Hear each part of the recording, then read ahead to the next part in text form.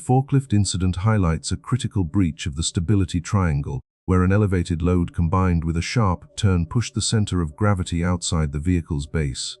High speeds generate centrifugal forces that, when paired with a raised mast, create a moment arm capable of overcoming the machine's counterweight. Systemic failures, such as violating the low and slow rule and lacking site traffic controls, directly contribute to such tip-overs. To prevent these accidents, operators must maintain a low center of gravity by keeping forks near the ground during transit. Crucially, wearing a seatbelt and following the stay-in protocol, bracing against the wheel and leaning away from the impact is the only way to survive a roll. Proper certification, regular competency evaluations, and clear traffic engineering are essential to ensuring workplace safety.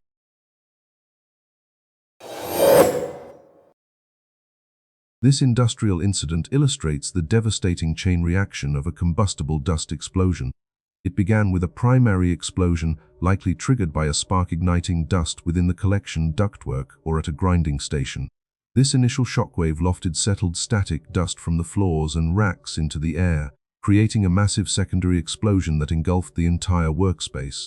Processing aluminum or magnesium alloys is particularly hazardous due to their extreme thermal reactivity and high-pressure rise rate (KST), resulting in temperatures exceeding 2000 C. The failure was compounded by dust accumulation in ungrounded ducts, a lack of explosion venting, and poor housekeeping.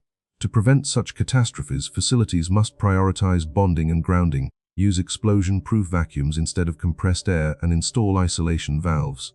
This event proves that fine dust is a critical safety hazard, not just a cleaning issue.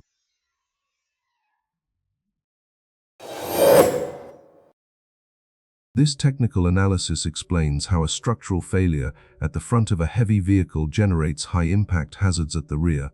When the multi-ton cab falls, the rigid steel chassis acts as a lever, conducting a violent shockwave through the frame rails. This flick effect creates a high-acceleration vibration that can launch a bystander several feet. The root cause involved a hydraulic failure coupled with the neglect of the lock and block principle, specifically the failure to engage a mechanical safety bar.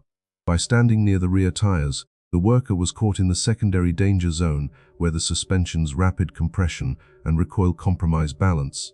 To prevent such chain reaction accidents, technicians must use rigid mechanical locks for all gravity-dependent components and maintain a minimum safe distance from the entire vehicle footprint during high-risk maneuvers.